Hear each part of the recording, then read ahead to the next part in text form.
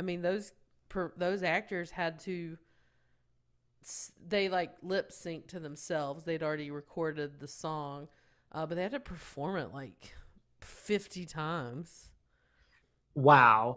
So Yeah. wait, so you had lines though, or it was like it wasn't like I had improv, but it was just like a they just couple, not do much. do whatever you want. Like it was so like No, everyone it was was like like scripted, like do the script, but it wasn't. I think in the earlier days, everyone was way more involved and way more invested. Second to last episode, they were just like, whatever, we're getting out of here. Leah Michelle's like, okay, whatever. We have one more episode. Get me out of here. But I'm friends with Chris Colfer, so that was really fun. He was so sweet, and we hung out, and it was basically like me just getting to hang out with my friend for 2 days.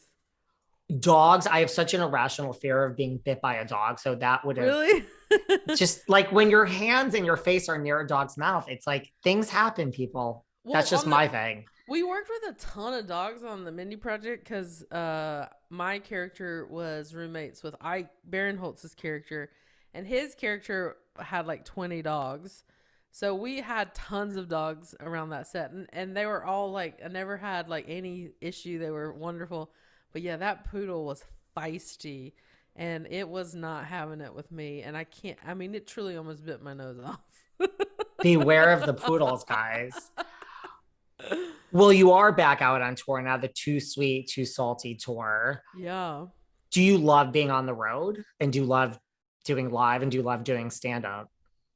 Yeah, I love stand up because it's the one part of my career that nobody else controls, really. I mean, they control it in the sense of like where you put your special and whatnot.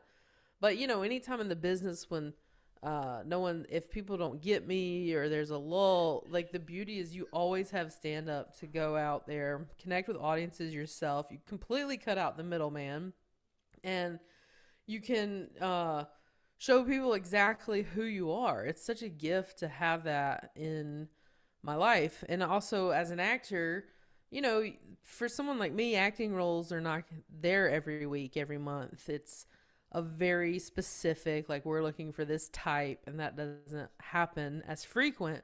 So I would be really up a creek if I had to rely on just acting. So I'm so lucky that I can take my career into my own hands and go out there and perform and create material and make people laugh, and people are so kind and lovely. And this tour was a long time coming. We were supposed to start in March of 2020.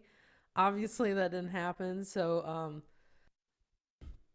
a year and a half later, we finally are getting to do these shows. Well, you have over 30 sold out shows. So that's a good Yeah, thing. that's been amazing. That's been incredible. And what about, I know David Spade is going to be a special guest in on part of this tour. We already did that. We already did those together. Yeah, we did Vegas together, and that was really cool. But now, yeah, we're doing our own shows. Hopefully we'll get to do another one at some point. But yeah, this tour is all me. It's all a whole new hour. It's nothing that was on Sweet and Salty, my Netflix special.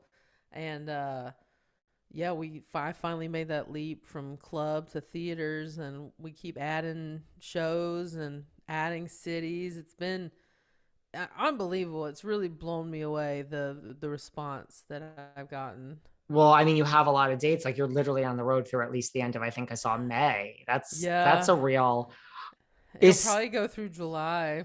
Oh, wow. Just listen, just Yeah, keep adding dates. I'm like, I know, okay with right? that. I'm gonna need a nap by August. Is stand up, like you always hear from comedians, like, is it really, like with everything you've done in the business, is it really some of the hardest work or no? Like you take control of, like you said, your career and it's not for you as hard as I'm thinking it is compared I to mean everything else.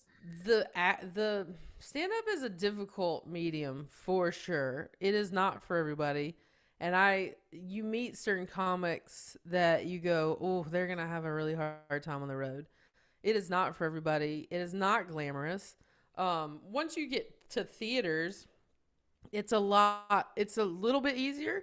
Um, because clubs are meant to have there so many distractions. People are eating, drinking, calling for the waitress, but that makes you a stronger comic. You all come up in that environment, and you learn to deal with the whatever comes. And I think that makes you a better performer in a lot of different ways.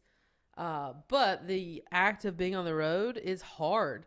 Getting on a plane every weekend or every other weekend, renting cars, hotels, packing, unpacking. It's, you're even pre-COVID, your, immune system goes out of whack because you're surrounded by germs everywhere. It's not an easy life. You could be like on a TV show and then suddenly you're in a broom closet at a club, Right. sitting by the vacuum cleaner. So it's a humbling profession. But if you're lucky to, stick with it and keep moving up the ladder, it gets a little bit easier the more you do it. But still, even at this level, you're pooped. But It's still hard. the reward of it is you have this whole room full of people laughing and feeling good, and you're leaving hoping that they feel better than when they got there. And I that's the reward. I would agree with that. Well, listen, you've had this illustrious career and you've done all these things, but another thing I love about you, Fortune, is, I mean, I have to say, you are a Housewives fan. I am. So let's just take a moment. Listen, Okay. I'm over here in New York. I know Margaret Josephs very well. You've been on the Watch Oh, What Happened. That's your girl. I love that. Margaret and I had so much fun. I mean, are you like, how deep are you? Are you like, do you watch all the Housewives? Do you come in and out? Like you're on the road. You are busy, as Yeah. we just said. There's certain seasons I never miss in real time. And that's because I've been on the journey with them the entire time. And that is the OC, because that is the OG. I started watching it when it was Coda de Casa, Back in the good old Joe days. and Slade days. And so I've stuck with that because you're just curious to kind of see where this goes. Love Beverly Hills. I didn't watch the early ones of that. My wife got me into it, and now this is one of my favorites. Atlanta, I love. New Jersey, I'm in and out of. But Margaret makes me laugh so much that I try to catch up on those for her. I have not watched much Dallas, and we've just started watching Potomac. We're just now getting into that one, and then Miami I've never watched. I know Potomac takes that a one's back, minute. right? It's back. Potomac takes a minute, like seasons one, Okay. 2, 3, 4, Really? but it gets like good. I mean, it was Is it good, but it is gets it worth really going good. through those seasons, or should I just go to straight to 5? I'm like a purist. I feel if you Okay. miss some backstory on something, you're never gonna really. It just, Right. You I can't don't like to skip appreciate the around. moments.